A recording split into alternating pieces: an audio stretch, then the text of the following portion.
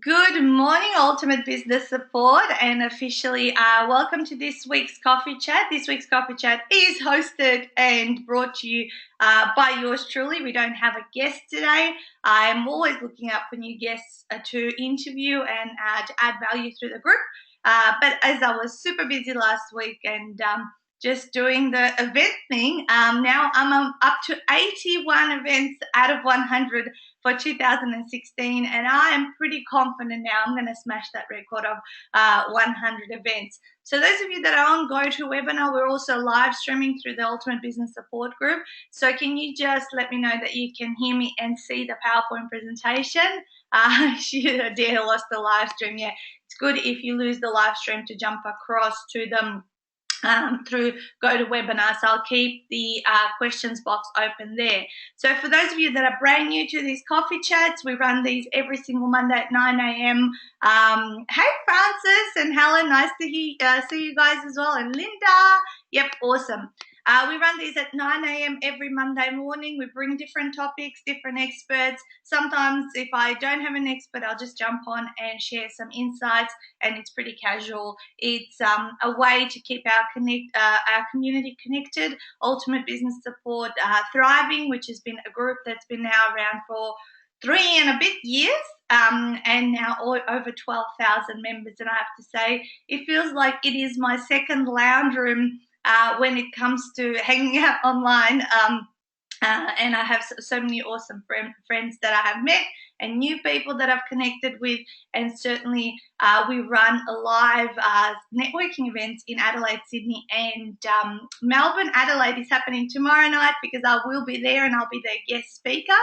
So today's conversation is going to be just to cover off, I guess, the helicopter view over sales mindset and sales, overcoming sales objections, because I think there is just so much struggle out there for new business owners and those that are have been around but not converting quite yet. So just wanted to cover off and give some of my insights in terms of what I do, what I believe successful people do, what I've studied, and certainly if anyone has questions or comments, please also join them. And hi, Clinton, great to see you on the call as well.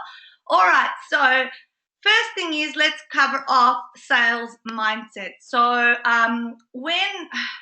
first, we need to be in the right state of mind, or also to be holding a certain state in order to be able to convert sales. And I don't think of sales as selling is not a dirty word. I actually equate selling to serving, and if it's a great offer and a match that's going to solve someone's problem, there's nothing wrong with offering and doing your best to show that person that what you've got to offer would be a perfect solution for them. So some of the points that I have outlined in terms of how do you build on your sales mindset, or what does it mean to have a great sales mindset, are the following things. So number one is, I believe that you have to be sold on your stuff. So first question to ask yourself is, would I buy what I'm selling myself? If I needed to solve this problem, would I buy my own stuff at even that price point? Because also we're talking about, I guess we have to touch on the issue of the dilemma that a lot of people have around pricing. A lot of people go, where do I price myself? How do I know if it's too much or too little or whatever? And I think it's an energetic feeling whether you believe that what you're selling is worth that much, and if there is actually probably double or triple the value of what you're selling in versus the asking price. I always say your calculated amount that you're selling something needs to be a fraction of what you believe the value of your program to be. And also what I tend to do, I always give tons and tons of bonuses to people, which are often outweigh the value of what the original offer is. So I'm big on having bonuses on every offer that I put out there. But totally, are you sold on your stuff? Would you buy your product or your services or your program or whatever it is that you're offering? Because if you're not sold on your stuff, and actually if you don't think that your stuff is that eaten a bit in the whole wide world, then you're less likely to have success in selling it and having a viable business. So you have to believe it. And this is what my first mentor on my journey told me. He goes, Nat, you have to believe that what you've got to offer, and this is back when I licensed Ultimate Weight Loss, is that you have got the best thing in this world out there. No one else is. So that's what you have to think. It's forget about the competition. I'm sure there are many people out there doing similar things to whatever we are doing. But what I tend to do is just focus on my own backyard, do the best I can, and then keep improving that and seeing the results. I'm just going to read a couple of comments here. Adair's just saying, I'm totally in love with my stuff. My biggest problem is shutting up about it. Yeah, well, that's actually a good insight. Often selling doesn't mean you talking till you're blue in your face. It actually probably means a lot more listening and collecting information around what people's problems are and where their pain is, so that you can correctly, calibrate a solution or a painkiller, or create a painkiller. If you can give people a painkiller to their problem, then you will have a successful sale. So yeah, don't compete, create is her motto, she says, and she confirms. So number one is you must be sold on your stuff in terms of sales mindset. Number two is that you must be congruent with what you sell and would you use it. So this was tied in with what I started tackling on in the first point, is like, would you use your own stuff? So usually we become fans of something, or we create something because it's deeply connected with us. Teaching people how to write books in just 48 hours never came about until I did it myself, and then figured out, well, I could reverse engineer this and teach other people how to potentially do this for themselves. So it was I first kind of used my own product and the providers that I then hired to help my authors, and I actually have done it multiple times, not just once. I keep using my own product every time I write a book, the same providers, all of that sort of stuff, and that's why that filters through right down to the people that end up working with us as authors. So you must use it, especially if you're selling products that can be utilized in your life or things like that, because then you have the whole experience, and you can tell the stories, and you can have the passion, and you can have the enthusiasm around it. And that brings me to the next point, is that you have to have the energy and enthusiasm for what you sell. Okay, often I get told at my workshops, oh, I love your enthusiasm, Nat. I love how much energy you have.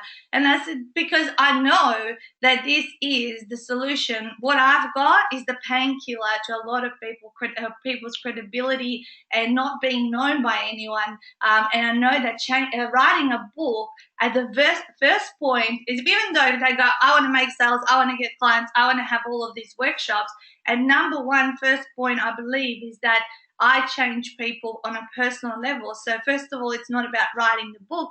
It's about the person they become at the other end of it. And it is that person that they become that is then successfully able to build their business, have amazing conversion and sales, and attract a lot more people into their life and business, because all of a sudden becoming an author makes them, it almost gives you like a license to be confident, which is what I found on my journey. So I know that everything happens afterwards because it just they become a different person for backing themselves to do this for themselves. So do you have energy in enthusiasm to sell what you sell? And how can you, if you don't, how do you create that? How do you discover it? Or perhaps ask yourself the question, if you don't, then is it the right thing that you're selling or offering? Can you tweak it? In my journey, in the first 3.5 years, I changed a lot of my offerings. I kept shifting. I've always had energy and enthusiasm for life, so that comes through my business. But I can see that as I evolved and changed my offerings to arrive at my core thing that I do right now, which is our retreats, it took a little bit of time. It took a time of evolving and growing and figuring out what was going to be the thing that became my thing that I would become known all over the world for. By the way, I am going to Toronto definitely next year. I spoke to the organizer last Friday, and that's all happening. And they're paying for my flights and accommodation, which is super awesome. And I get to meet all of these people in Canada, so I'm super excited. Just an update on a side note. Okay, number 4 point on the sales mindset is that you must get lots of no's before you get to a yes. So no one gets born a talented salesperson. We need to figure out, how do we sell our stuff? Hey, Grace, how do we, overcome objections, which we'll talk about next. But we need to tackle a lot of no's before we get to a yes. And usually early in our journey, we might get 20 no's and 1 yes, and then another 20 no's and another yes, another 20 no's, and slowly might just reduce. But to this day, 6.5 years in business, I can tell you that I still get way more no's than I get a yes. I probably get a good 10 to 12 no's to every yes that I get in my business. So it's, and probably it might be even more, but a lot of people don't even give themselves an opportunity to get a no. So in that case, they're not having enough, I guess, leads or prospects to have those conversations with. Because the more sales conversations you attempt, and the more you refine how you say your stuff, how well you know it, how well you explain it, you need to know what your offering is, like, pretty much off by heart. Because ultimately, at the end of the day, it is confidence and certainty that end up selling in what you've got to offer. If you don't know what your prices are, if you don't know what your payment plans are, if you don't know what your rules and structures are in your business, that'll come across as you being uncertain. Therefore, they kind of go, maybe she's new at doing this, and they start to feel unsafe, because ultimately a person willing to work with you wants to feel safe that you will look after them at the end of the day. They just want to feel safe. Hey, Penny, Grace is just saying it's never personal. It's always that the customer can't see the value yet, unless it's not a match for them. Great point, Grace. And always what I teach is that you must establish value first before you ever talk price. I don't know about you guys, but have you ever received an email from an inquiry who says, I'm interested in working with you. What are your prices and what are your packages worth? I get those all of the time via my Ultimate 48-Hour Author website. We don't advertise any prices on our website. We just show what the retreats would include, because we actually want to have a conversation with a person. And through that conversation, I wouldn't even try to sell that person to my retreat, because they wouldn't even know what the value is. I would then try to invite them into my introductory event, which is only a low-cost $49 event, where I can build more of a relationship, and then I could address the potential of them becoming my author.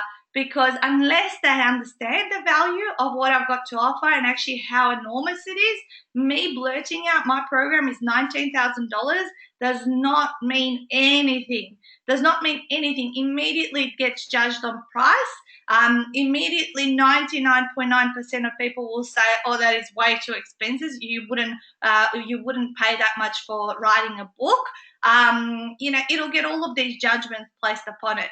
So always discuss value before you would discuss price. Establish value before you would discuss price in any sales conversation. And sales often, especially in the high program, high end type of field, often can happen over a very long period of time, where you're building a relationship, trust, and for the person to feel comfortable to work with you. And that is why often people have a seminar that go for 2 or 3 days that are free or low cost, so they can build that relationship in order.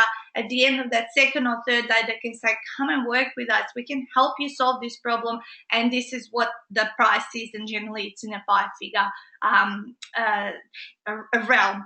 Okay, let me see what comments are. There's lots of things coming up. I knew this would be a hot topic today. All right, Penny. Create an amazing elevator pitch which portrays confidence, she says, and belief in your own products and services. Yep, we've been exactly talking about this so far. Adair on the other on GoToWebinar. What's happening in Toronto? I have an international speaking gig. Yay! I'm so happy. She's paid over $20,000 for personal development course, she says, and it was worth every penny. And of course, if they established that value with you, of course you would have paid 20 grand and valued it. Yep, Colin says always build the relationship first. And thanks, Adair. She's saying congrats. All right, my next point on sales mindset is you must continue to develop your sales abilities. Every time I get on a plane or I'm somewhere, I always have a sales book on the go. I always have a YouTube person that I'm observing or having a look at and all that sort of stuff. Hey, Lucy. And so working on your sales abilities means reading books and going to some sales seminars and listening to today's call, right? You might pick up one or two insights and you might say, okay, I'll work on this a little bit more. And as you keep adding onto those abilities, you will, I would have never been able to run a coffee chat or on the topic such as today. But because I've been doing this now for 6.5 years and I have continuously been educating myself, I'm here to just sit and say, hey, this is what it is. I convert about $1.4 million in the last 12 months. Okay, I must be doing something okay. And I'm still to this point going, okay, how to increase my conversion rate? Could that $1.4 million be 2.5? Because maybe I'm not building up enough of a why or whatever. Who knows? Like, or am I at the average or am I above average? I'm always curious to know what my numbers are, what my percentage conversions are, and how can I potentially improve that? Is there little tweaks that I can change in how I verbalize something to be able to help a lot more people? Because I can tell you the other night, when I was at that book launch and seeing 17 people have their lives transformed, and I don't know, 15 people throughout the night came to me and said, do you know how big this is what you're doing? And I go, I think I'm just starting to realize it now, because I'm like, I know I'm doing it every single day, but when it happens on a big night like that, it's like, oh my God, like all of this is because of me, and all of these people have had their life changed and they're changing so many other people's lives because I was able to convince them to take this leap of faith and change their own life first, so in order to do the rest. And now they're so much better for it, and then they'll never forget me, I'll never forget them, and I'll keep watching their journeys evolve, which is really what sales is about. It's about making a difference and changing someone's life for the better. Hey, hey, Elaine. Sorry, guys, I've got like so much to cover. I'm like trying to rush through. You must keep. The next point is you must keep changing until you discover your winning formula, which just adds on to what I was just saying. Developing your sales abilities and being able to adjust and tweak where you say things, how you bring this in, what you do and how you do it. And every 6 months there's some new flavor that I have discovered that works better in what I do and how I do it. So it's really an amazing journey, and it's really rewarding when you can find a little tweak that has changed like the whole way you also feel about it and how it comes across to your potential clients. All right, and last of all, my last point on this slide, and I'll show you now on this my PowerPoint, because I've been opening them up one by one. You must remember not to celebrate until the fat lady sings. So there's a saying here in Australia, because I'm not sure if every single one of you is from Australia, that something is over when the fat lady sings. So often, I don't know about you, but it has happened to me. I have had people confirm, yes, I'm going to do this with you, and they seem to be the person that you always expected, that has been following you for so long. They've been sending you messages, and they've come and they love what you do, and then you go, oh, they're just gonna do work with us, and you get excited. And I used to do this in probably I think the first 3 years of my business, or a speaking opportunity or something like that happens, that you go, it's a shoe-in, right? It's a shoe-in. Well, a lot of the time it's the people you most expect that are going to become your clients that often don't progress. It's really, really weird. And the ones that you kind of go, what? You're in? You're doing this? Like, I so didn't get that sense, or, is it that I'm not good at reading people? But so many times in the past, I would have celebrated, a successful sale, before a deposit or the agreement was submitted. And no longer does that happen in our family until everything is confirmed, locked, loaded. It's like, that's when we can celebrate. And absolutely, you have to have a celebration, and we have a little dance that we do in terms of when we celebrate, when we're able to help people through what we do. So never, never, never celebrate until the fat lady sings, whatever that means for you. Please, it can be very disheartening. It can be you're in a high and then you're in a super low. So that's that's my biggest advice, that has saved me a lot of heartache and a lot of I guess letdowns, which I don't have anymore, because I just kind of go, I just wait until everything is properly in. Adair says, great advice. I love the tweaks and improvements. By the way, guys, my next Brand Accelerator Masterclass, not the next one that's on Bums on Seats, but next year I am niching them, and the one that's going to be in July 2017, it's actually going to be expanded on these topics over 2 days. So I'm going to do a whole selling masterclass. And Davika says, that is so true, and some come by surprise. Yeah, the ones that you totally don't expect come by surprise. Okay, so let's have a bit of a guess, and it's not too much of a guess, but we've only got 5 or so minutes to cover off this particular topic before 9:30. Overcoming objections is the next topic that I wanted to come. So, what are the 5 most common objections that people have when obviously during the sales process? What do you guys think? Let's see if you guys have those 5 common objections covered up, because they're pretty easy. So while I let you guys type that up, either and go to webinar or the live stream, I'll tell you a little tip that I learned in a book, not recently, about 6 months ago, and I absolutely love it, and it works like magic. And that is what I've got on the PowerPoint here, and it says, always agree with what your clients says, even if you don't. Okay, so always agree with what your client says, even if you don't. So what does that mean? So Grace has just typed up price, speak to partner, create trust. Okay, so let's say it's the price. I'm not sure if I can afford this. Yes, I agree. This is a very expensive high-end program, and then you can further establish value with them. So every time, never make your client feel wrong. It's not the right time, Emily. Yes, perhaps, there's many different, I agree with you. We are so busy in today's world, and we have so many other priorities. And what we need to think about is, and then you move over to establishing value and creating that urgency around the thing that you're having, that you have to believe that this is the right next step for your client.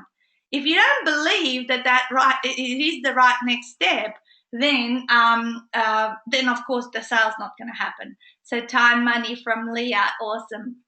Yeah, time and money are the biggest ones. So I've got the five most common ones. So I'll just open them up here and I'll show you guys on live stream. So here we go. So this is what over here it says. Always agree with your clients, even if you don't, which I was saying just before.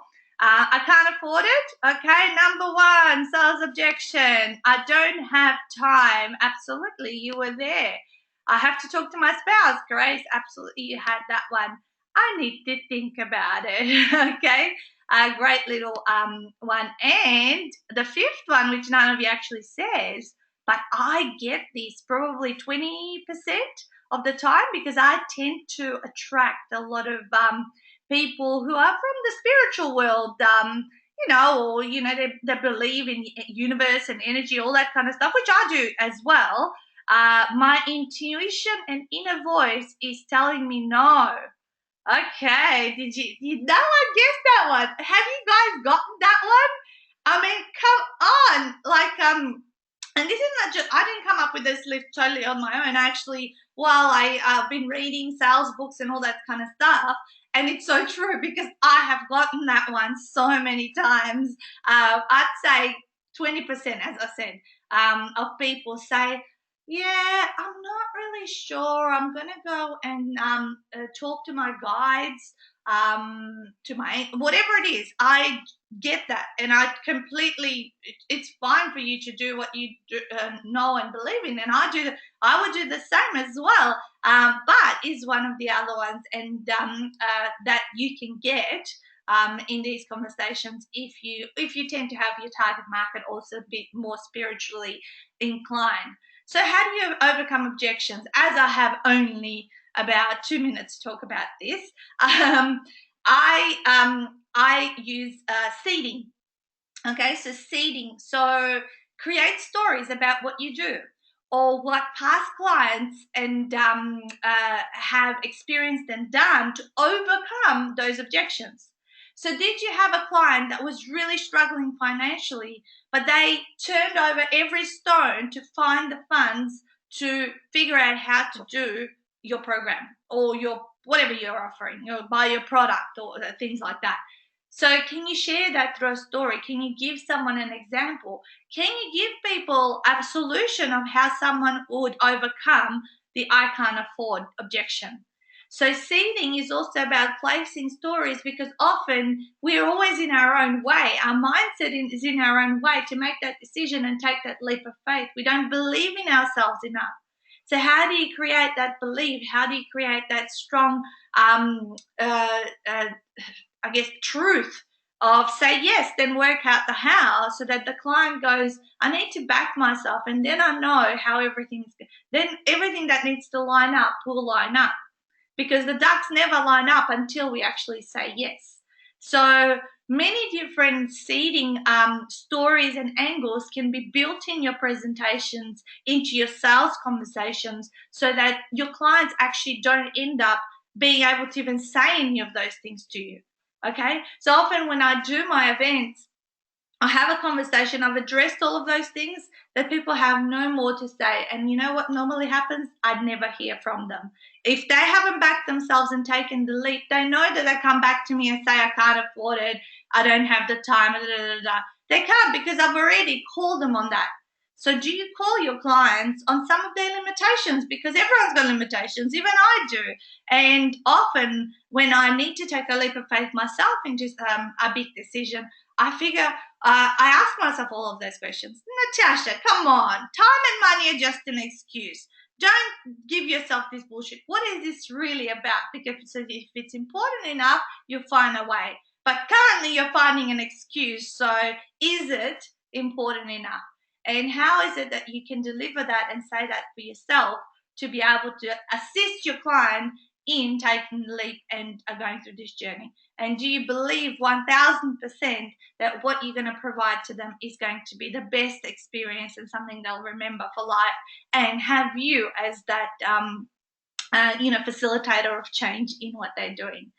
Okay, guys, so that was as much. Of course, I can talk about overcoming objections for so long, and we might look if you were happy with this conversation and you were you want to find out more, or like you want to talk more about sales and objections, let me know. We can, I guess, do part 2 next week, right, on Monday morning. So post in the comments below so that I best know. So something to just update you on our final couple of minutes of this call is that, of course, Adelaide tomorrow night is with yours truly. I'll be speaking at the UBS Adelaide at the Regal Park Motor Inn, and Sydney in with Samantha is on the 27th of September. And those are the links if you want to make it out to the UBS live events. The next thing is the planners. 2017 planners are still in stock. We're halfway through selling out of them.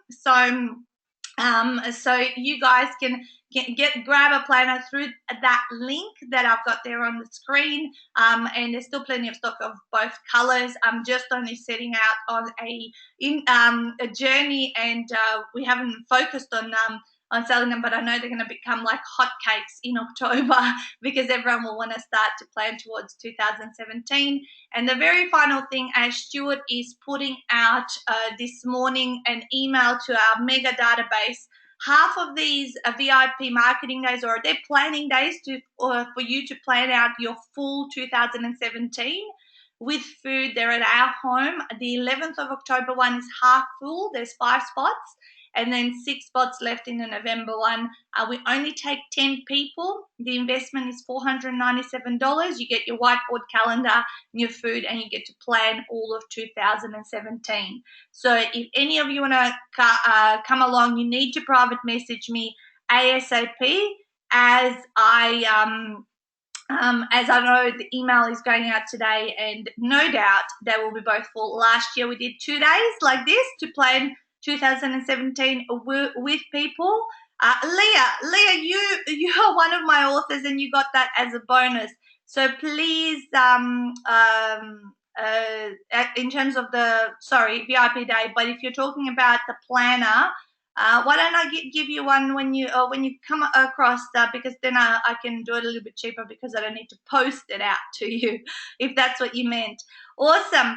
All right, guys. Well, that's it from me. Thank you. So many comments, so many questions and things like that. Looks like it was a hot topic, so we can absolutely, why don't you just post, actually, why don't I ask you guys, in order to come up with part 2 and be more relevant, why don't we have like a little area or just below this video where you guys can post your hottest sales questions, and then maybe I can jump on the call and answer the top 5 that have come up. That would be awesome. So so let me know, because yeah, next Monday I'll be off to Sydney, but I believe I'll be here in the morning before I have to catch a flight. Okay. All right, Aaliyah, I also did send you a couple of emails, so check those, get back to me. And have an awesome day, guys. Off to pack my electronics, off to pack the toiletries, and have an earlier lunch so I can get to Adelaide and see you those when I get to Adelaide. Mwah. Bye, guys.